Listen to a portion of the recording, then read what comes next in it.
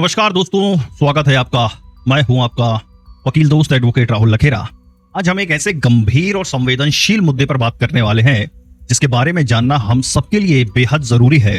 आज हम बात करेंगे बलात्कार के बारे में, जैसा कि हमारे नए कानून भारतीय न्याय संहिता 2023 में बताया गया है। साथ ही हम समझेंगे कि गैंगरेप क्या होता है, पुलिस की कार्रवाई कैसे होती है और अगर कोई झूठा फंसाया जाए तो एक वकील के तौर पर क्या करना चाहिए। तो बिना किसी देरी के शुरू करते हैं आज की कानूनी पाठशाला। बलात्कार मतलब रेप क्या है। धारा 63 बीएनएस की सबसे पहले बात करते हैं इस धारा की। देखिए, ये सिर्फ शारीरिक संबंध बनाने से जुड़ा मामला नहीं है, बल्कि इसके कई पहलू हैं। कोई भी आदमी बलात्कार का दोषी तब माना जाएगा अगर वो ये काम करे। सबसे पहला पेनिट्रेशन, प्रवेश, अगर वो अपना लिंग किसी महिला की योनि, वेजाइना, मुंह, मूत्र मार्ग या गुदा में डालता है या किसी और से ऐसा करवाता है। दूसरा, अन्य वस्तु का प्रवेश, अगर वो लिंग के अलावा कोई दूसरी चीज या अपने शरीर का कोई हिस्सा महिला की योनि, मूत्र मार्ग या गुदा में डालता है या किसी और से ऐसा करवाता है। तीसरा, शरीर के हिस्से से पेनिट्रेशन, अगर वो महिला के शरीर के किसी हिस्से को इस तरह से इस्तेमाल करता है जिससे योनि, मूत्र मार्ग, गुदा या शरीर के किसी और हिस्से में प्रवेश हो या किसी और से ऐसा कराता है। चौथा, मुंह का इस्तेमाल, अगर वो अपना मुंह महिला की योनि, गुदा या मूत्र मार्ग पर लगाता है या किसी और से ऐसा करवाता है। इन 7 खास परिस्थितियों में से किसी एक में उसकी मर्जी के खिलाफ, अगेंस्ट हर विल, मतलब महिला नहीं चाहती थी फिर भी किया। उसकी सहमति के बिना, मतलब विदाउट हर कंसेंट, महिला ने साफ तौर पर मना कर दिया था। धमका कर ली गई सहमति, कंसेंट ऑब्टेन्ड बाय फियर, अगर महिला या उसके किसी करीबी को मौत या चोट पहुंचाने का डर दिखाकर सहमति ली गई हो। आपने सुना होगा, अगर मेरी बात नहीं मानी तो देख लेना, मैं ऐसा कर दूंगा, वैसा कर दूंगा, बस इसी तरह से। गलत पहचान बताकर ली गई सहमति, मतलब consent obtained by mistaken identity, जब आदमी जानता हो कि वो महिला का पति नहीं है और महिला ये मानकर सहमति दे कि वो उसका पति है या वो जिससे कानूनी तौर पर शादीशुदा है। मानसिक स्थिति ठीक ना होने पर सहमति, मतलब consent obtained by unsound mind और इंटॉक्सिकेशन, अगर सहमति देते समय महिला की मानसिक स्थिति ठीक ना हो, वो नशे में हो या उसे कोई क्या हो रहा है, कम उम्र की महिला हो, मतलब अंडर 18 ईयर्स ऑफ एज, अगर महिला की उम्र 18 साल से कम है तो उसकी सहमति हो या ना हो, ये हमेशा बलात्कार ही माना जाएगा। यहाँ कंसेंट का सवाल ही नहीं उठता। सहमति देने में यदि असमर्थ हो, अनेबल टू कम्युनिकेट कंसेंट, अगर महिला किसी भी वजह से अपनी सहमति बता नहीं सकती। अब इसमें समझते हैं कि आखिर की एलिमेंट्स क्या होंगे। तो धारा 63 के लिए जो की एलिमेंट्स होने चाहिए वो ये है। पहला, पेनिट्रेशन, ऊपर बताए गए किसी भी तरीके से शारीरिक प्रवेश, सहमति का अभाव, महिला की स्पष्ट, स्वैच्छिक और समझने वाली सहमति का ना होना। सबसे जरूरी बात, बीएनएस में साफ कहा गया है कि सहमति का मतलब है स्पष्ट स्वैच्छिक समझौता। अगर महिला शारीरिक रूप से विरोध नहीं करती तो इसका मतलब यह नहीं है कि उसने सहमति दे दी है, यानी ना का मतलब ना ही है। अब इसमें कुछ एक्सेप्शंस हैं। बीएनएस कुछ मामलों में से बलात्कार नहीं मानता। देखिए, मेडिकल प्रोसीजर में कोई मेडिकल प्रोसीजर जैसे ऑपरेशन बलात्कार नहीं है।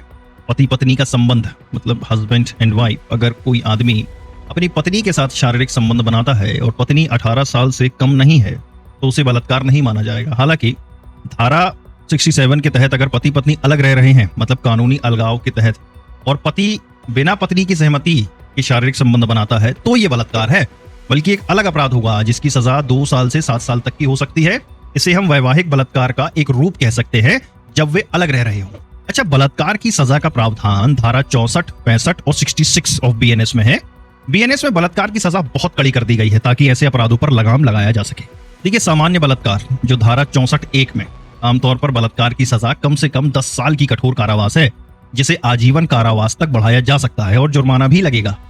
विशेष परिस्थितियों में बलात्कार धारा 64(2) कुछ खास मामलों में सजा और भी कड़ी है, जैसे पुलिस अधिकारी या सरकारी कर्मचारी द्वारा, अगर कोई पुलिस अधिकारी या सरकारी कर्मचारी अपनी हिरासत में या पद का दुरुपयोग करके बलात्कार करता है, सेना के जवान द्वारा, अगर किसी सेना के जवान ने किसी इलाके में बलात्कार किया, जेल या संस्था के स्टाफ द्वारा, जेल, सुधार गृह या महिला बाल गृह के स्टाफ द्वारा किसी कैदी या निवासी पर, अस्पताल के स्टाफ द्वारा महिला पर अगर इस तरीके का अपराध किया गया, रिश्तेदार, अभिभावक, शिक्षक या भरोसेमंद व्यक्ति द्वारा, अगर कोई रिश्तेदार, अभिभावक, शिक्षक या कोई भी भरोसेमंद पद पर बैठा व्यक्ति बलात्कार करता है, या सांप्रदायिक हिंसा के दौरान, मतलब सांप्रदायिक या धार्मिक हिंसा के दौरान बलात्कार, या किसी कैदी या निवासी पर, अस्पताल के स्टाफ द्वारा, महिला पर अगर इस तरीके का अपराध किया गया, रिश्तेदार, अभिभावक, शिक्षक या कोई भी भरोसेमंद पद पर बैठा व्यक्ति बलात्कार करता है, या सांप्रदायिक हिंसा के दौरान, मतलब सांप्रदायिक या धार्मिक हिंसा के दौरान बलात्कार, गर्भवती महिला पर बलात्कार, असमर्थ महिला पर जो सहमति नहीं दे सकती है, नियंत्रण या दबदबे की स्थिति का दुरुपयोग, अगर कोई महिला पर अपना नियंत्रण या दबदबा दिखाकर बलात्कार करता है, तो ये सब विशेष परिस्थितियों की बातें हो रही हैं।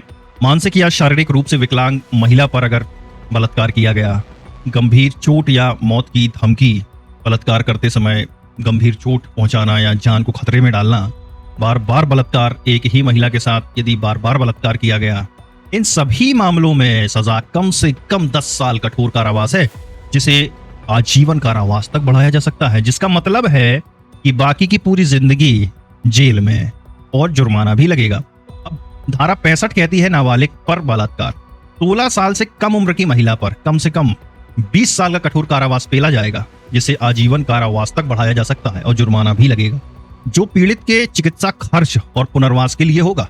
12 साल से कम उम्र की महिला पर अगर किया गया बलात्कार तो कम से कम 20 साल का कठोर कारावास, जिसे आजीवन कारावास तक बढ़ाया जा सकता है और जुर्माना या मृत्यु दंड भी हो सकता है। अब बलात्कार से मौत या स्थायी वनस्पति अवस्था, धारा 66, अगर बलात्कार के दौरान महिला की मौत हो जाती है या वो स्थायी वनस्पति अवस्था मतलब परसिस्टेंट वेजिटेटिव स्टेट में चली जाती है, तो सजा कम से कम 20 साल का कठोर कारावास, जिसे आजीवन कारावास तक बढ़ाया जा सकता है, या मृत्यु दंड भी हो सकता है। अधिकार का दुरुपयोग कर यौन संबंध, ये धारा 68 BNS, ये सेक्शन थोड़ा अलग है, इसमें बलात्कार नहीं होता लेकिन पद का दुरुपयोग करके यौन संबंध बनाए जाते हैं।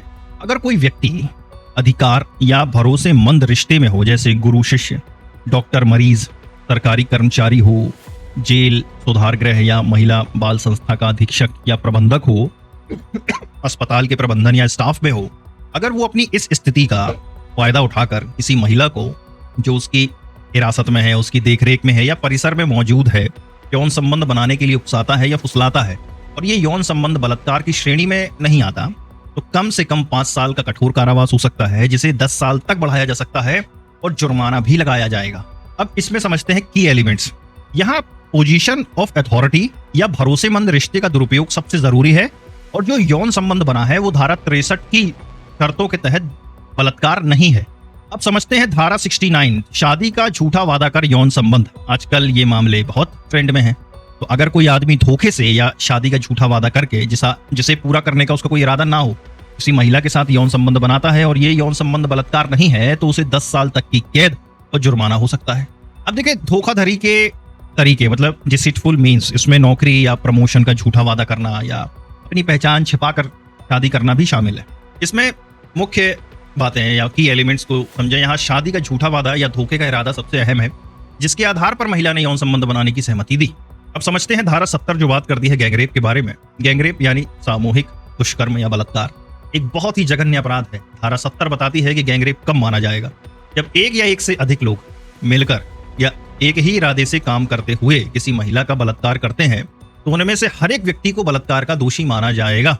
इसमें सजा समझते हैं, वयस्क महिला के गैंगरेप पर कम से कम 20 साल का कठोर कारावास, जिसे आजीवन कारावास तक बढ़ाया जा सकता है, यानी पूरी जिंदगी जेल में मजे करो, और जुर्माना भी लगेगा, जो पीड़ित के चिकित्सा खर्च और पुनर्वास के लिए होगा। अब अगर 18 साल से कम उम्र की महिला के साथ गैंगरेप हुआ तो आजीवन कारावास यानी पूरी जिंदगी ही जेल में, और जुर्माना या मृत्यु दंड भी हो सकता है। अब यहां समझेंगे की एलिमेंट्स क्या है। तो गैंगरेप के लिए सबसे जरूरी तत्व है एक से ज्यादा व्यक्तियों का शामिल होना। अब इसमें आप समझिए, और इनका एक समूह के रूप में काम करना या एक ही साझा इरादे से काम करना। अब भले ही इसमें मान लीजिए 4 लोग हैं और पेनिट्रेशन दोनों ही किया, लेकिन गैंगरेप का चार्ज चारों पर ही लगेगा।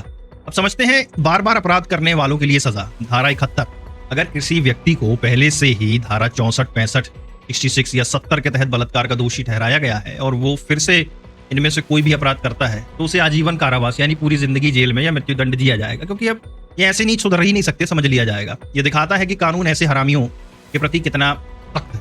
पीड़िता की पहचान उजागर करना, धारा 72, ये सेक्शन पीड़िता की निजता और सम्मान की रक्षा के लिए है। धारा 72, जो कोई भी बलात्कार पीड़िता का नाम या ऐसी कोई भी जानकारी छापता है या प्रकाशित करता है जिससे उसकी पहचान उजागर हो सकती है, उसे 2 साल तक की कैद और जुर्माना भी हो सकता है।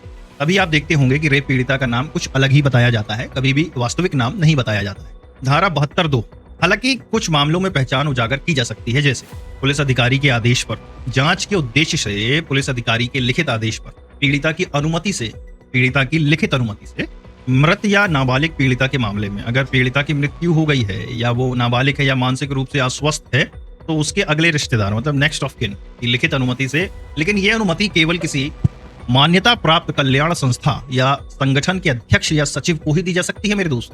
ये धारा बहुत महत्वपूर्ण है ताकि पीड़िता को समाज में शर्मिंदगी न उठानी पड़े और वो बिना डर के न्याय की गुहार लगा सके। कोर्ट की कार्यवाही से जुड़ी जानकारी छापना ये बात करती है धारा 73 में। अगर कोई धारा 72 में बताए गए अपराधों से जुड़ी किसी भी कोर्ट की प्रोसीडिंग से संबंधित कोई जानकारी कोर्ट की पिछली अनुमति के बिना छापता है या प्रकाशित करता है तो उसे 2 साल तक की कैद और जुर्माना हो सकता है। इसका अपवाद है कि हाई कोर्ट या सुप्रीम कोर्ट के फैसले को छापना या प्रकाशित करना इस धारा के तहत अपराध नहीं है। अब समझते हैं बलात्कार के केस की पूरी कानूनी प्रक्रिया 0 से एंड तक, क्योंकि एक आम आदमी को यह समझना बहुत जरूरी है तो कानूनी प्रक्रिया कैसे चलती है। तो सबसे पहले समझते हैं पुलिस की कार्रवाई को। सबसे पहले धारा 173 के तहत BNSS FIR दर्ज होती है। सबसे पहले पीड़िता या उसके परिवार का कोई सदस्य पुलिस स्टेशन जाकर फर्स्ट इन्फॉर्मेशन रिपोर्ट मतलब FIR दर्ज करवाता है। BNS और BNSS के तहत बलात्कार एक संज्ञेय अपराध है मतलब कॉग्निजेबल ऑफेंस है, जिसका मतलब है कि पुलिस बिना वारंट के आरोपी को गिरफ्तार कर सकती है। अगर पुलिस FIR दर्ज करने से मना करती है तो आप धारा 173(4) BNSS के तहत पुलिस अधीक्षक मतलब SP या उससे ऊपर के अधिकारी के पास जा सकते हैं या फिर सीधे जुडिशियल मजिस्ट्रेट के पास धारा 223 ऑफ BNSS के तहत शिकायत दर्ज करवा सकते हैं। अब चलो, अब मान लीजिए FIR तो हो गई, अब क्या होगा। धारा 184 BNSS के तहत मेडिकल एग्जामिनेशन। FIR दर्ज होने के बाद पुलिस पीड़िता को तुरंत मेडिकल एग्जामिनेशन के लिए भेजती है। ये बहुत जरूरी है क्योंकि इससे अपराध के सबूत जुटाए जाते हैं। अब BNSS की धारा 184 में प्रावधान है कि बलात्कार पीड़िता का मेडिकल एग्जामिनेशन एक रजिस्टर्ड मेडिकल प्रैक्टिशनर द्वारा किया जाएगा। इस एग्जामिनेशन में चोटों का पता लगाया जाता है, फॉरेंसिक सैंपल जैसे DNA इकट्ठे किए जाते हैं और एक मेडिकल रिपोर्ट तैयार की जाती है। इस रिपोर्ट को मेडिको लीगल रिपोर्ट MLC कहते हैं। यहाँ एक महत्वपूर्ण बात याद रखें मेरे दोस्त, पीड़ित महिला की सहमति के बिना कोई मेडिकल एग्जामिनेशन नहीं हो सकता अगर वो 18 साल से ऊपर की है। हालांकि अगर वो नाबालिग है या मानसिक रूप से अक्षम है तो उसके अभिभावक की सहमति आवश्यक होगी। इसके अलावा अभियुक्त के मेडिकल एग्जामिनेशन के प्रावधान धारा 51, 52 और 53 भारतीय नागरिक सुरक्षा संहिता में दिए गए। अब आती है इन्वेस्टिगेटिंग स्टेज, धारा 175 BNSS। पुलिस FIR दर्ज करने के बाद इन्वेस्टिगेशन शुरू करती है। इसमें सबूत जुटाना, घटना स्थल से सबूतों को इकट्ठा करना जैसे कपड़े, हथियार या कोई अन्य चीज, गवाहों की बयान लेना मतलब गवाहों के बयान धारा 180 BNSS के तहत दर्ज किए जाते हैं। महिला गवाहों के बयान महिला पुलिस अधिकारी द्वारा ही लिए जाएंगे। आरोपी की गिरफ्तारी, अब सबूतों के आधार पर आरोपी को गिरफ्तार कर लिया जाता है। अब गिरफ्तारी के बाद आरोपी का मेडिकल होगा ताकि ये पता चल सके कि उसने शराब पी थी या नहीं या कोई चोट लगी है या नहीं। फिर आएगी तलाशी और जब्ती मतलब सर्च एंड सीजर, धारा 98, 105, 106, 185, 186 BNSS। तो जरूरत पड़ने पर पुलिस आरोपी के घर या अन्य जगहों की तलाशी ले सकती है और सबूत जब्त कर सकती है। अब ये सब कार्यक्रम होने के बाद क्या होगा, धारा 193 BNSS के तहत चार्जशीट फाइल होगी। जांच पूरी होने के बाद पुलिस अगर उसे लगता है कि आरोपी ने अपराध किया है तो कोर्ट में एक चार्जशीट दाखिल करती है, जिसे हम आरोप पत्र कहते हैं। अब चार्जशीट में आरोपी के खिलाफ लगाए गए आरोप, इकट्ठा किए गए सबूत, गवाहों के बयान और अन्य सभी संबंधित जानकारी होती है। अब अगर पुलिस को पर्याप्त सबूत नहीं मिलते तो वो क्लोजर रिपोर्ट भी दाखिल कर सकती है, लेकिन देखें ऐसा बहुत कम होता है, वो भी रेप जैसे मामलों में। अब क्या हुआ, केस पहुंच गया कोर्ट में तो कोर्ट की प्रोसीडिंग स्टार्ट हो गई। मजिस्ट्रेट के सामने पेशी, चार्जशीट दाखिल होने के बाद मजिस्ट्रेट चार्जशीट का कॉग्निजेंस लेता है और आरोपी को कोर्ट में पेश होने का समन भेजा जाता है। अब इसके बाद आई स्टेज चार्ज फ्रेमिंग की। तो फ्रेमिंग ऑफ चार्ज जो बात करता है धारा 251 और 263 ऑफ BNSS में। तो कोर्ट सबसे पहले आरोपी पर चार्ज फ्रेम करता है। इसका मतलब है कि कोर्ट तय करता है कि आरोपी पर किन धाराओं के तहत मुकदमा चलेगा। देखें, अगर सेशन कोर्ट में आरोप तय करना है तो धारा 251 BNSS और मजिस्ट्रेट कोर्ट में वारंट मामलों के लिए धारा 263 BNSS लागू होती है। यहाँ डिफेंस वकील का काम आता है। देखिए, अगर चार्जशीट में कोई कमी है या सबूत कमजोर है तो वकील यहीं पर दलील दे सकता है कि आरोपी को डिस्चार्ज किया जाए, फिर चार्ज फ्रेम होगा ही नहीं। अगला स्टेज है एविडेंस का। तो एविडेंस जो है वो चैप्टर 25 धारा 307 से 336 BNSS में बात करी गई है। तो साक्ष्य पेश करने की प्रक्रिया यहाँ से शुरू हो गई। तो BNSS में साक्ष्य से संबंधित जो प्रोसीजर दिया गया है वो 25 धारा 307 से 336 में है। अभियोजन पक्ष मतलब प्रोसिक्यूशन अपने गवाहों को बुलाता है और उनसे सवाल पूछता है, जिसे हम एग्जामिनेशन इन चीफ कहते हैं, मुख्य परीक्षा। इसमें पीड़िता का बयान भी शामिल होता है। जो डिफेंस का वकील होगा इन गवाहों से जिरहा मतलब क्रॉस एग्जामिनेशन करता है ताकि उनकी गवाही में कॉन्ट्राडिक्शन मतलब विरोधाभास या झूठ को उजागर किया जा सके। अब इसके बाद डिफेंस पक्ष भी अपने गवाहों को बुला सकता है अगर कोई है तो। अब देखें, इसके बाद आरोपी का बयान लिया जाएगा। स्टेटमेंट ऑफ एक्यूज धारा 316 और 351 BNSS के तहत सभी सबूत पेश होने के बाद कोर्ट आरोपी से धारा 316 BNSS record of examination of accused और धारा 351 BNSS power to examine the accused के तहत सवाल पूछता है, जिसमें उसे अपने खिलाफ लगे आरोपों पर सफाई देने का मौका मिलता है। ये बहुत इंपॉर्टेंट स्टेज है। आरोपी को यहाँ सच बोलना चाहिए, नहीं तो कोर्ट इसे उसके खिलाफ मान सकता है। अब इसके बाद आया फाइनल आर्ग्यूमेंट मतलब अंतिम बहस। दोनों पक्षों द्वारा सबूत पेश करने के बाद अंतिम बहस मतलब फाइनल आर्ग्यूमेंट होती है। इसमें अभियोजन और डिफेंस वकील अपने अपने पक्ष में दलीलें पेश करते हैं और कोर्ट से अपने हक में फैसला सुनाने की गुहार लगाते हैं। अब आया बात फैसले की, तो धारा 392 और 393 और BNSS सभी दलीलें और सबूतों पर विचार करने के बाद कोर्ट अपना फैसला सुनाता है। निर्णय से संबंधित प्रावधान धारा 392 में और 393 BNSS में दिए गए। अगर आरोपी दोषी पाया जाता है तो उसे सजा सुनाई जाती है। अब अगर आरोपी निर्दोष पाया जाता है तो उसे बरी कर दिया जाता है। अब समझते हैं अपील के बारे में। अगर कोई भी पक्ष कोर्ट के फैसले से संतुष्ट नहीं है तो वो अपील कर सकता है, पहले ऊपरी कोर्ट में जैसे जिला अदालत से हाई कोर्ट और फिर सुप्रीम कोर्ट। अब समझते हैं कि डिफेंस लॉयर की क्या अप्रोच होनी चाहिए झूठे केस में। अगर आपके पास कोई ऐसा क्लाइंट आता है जिसे लगता है कि उसे झूठे केस में फंसाया गया है, तो एक डिफेंस के तौर पर आपकी अप्रोच क्या होनी चाहिए। तो सबसे पहले देखें चार्जशीट का गहन विश्लेषण, in depth analysis of chargesheet. मेरे दोस्तों, चार्जशीट सिर्फ कागजों का पुलिंदा नहीं है, यह एक जासूसी उपन्यास है जिसमें हर शब्द हर पैराग्राफ में सुराग छिपे होते हैं। एक टॉप क्लास वकील इसे सिर्फ पढ़ता नहीं बल्कि डिसेक्ट करता है, पोस्टमार्टम करता है। इसमें से आपको वो कमजोर कड़ियां ढूंढनी है जो अभियोजन पक्ष के पूरे केस की नींव हिला दें।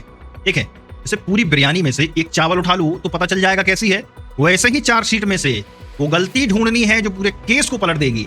अब समझते हैं कि चार्जशीट में किन किन बातों का ध्यान रखें और क्या देखकर डिफेंस की रणनीति बनाएं, ये समझना बहुत जरूरी है। तो देखिए, सबसे पहले FIR और 161, 164 CRPC के बयानों का मिलान।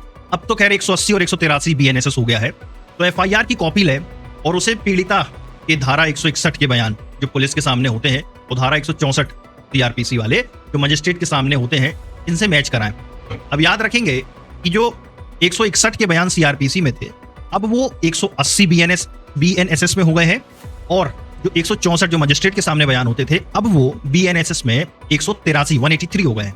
अब अगर इन बयानों में भारी विरोधाभास मतलब मटेरियल कॉन्ट्राडिक्शंस है, जैसे घटना का समय, स्थान या घटना के तरीके में बड़े अंतर, तो ये पीड़िता की विश्वसनीयता पर सीधा सवाल उठाते हैं।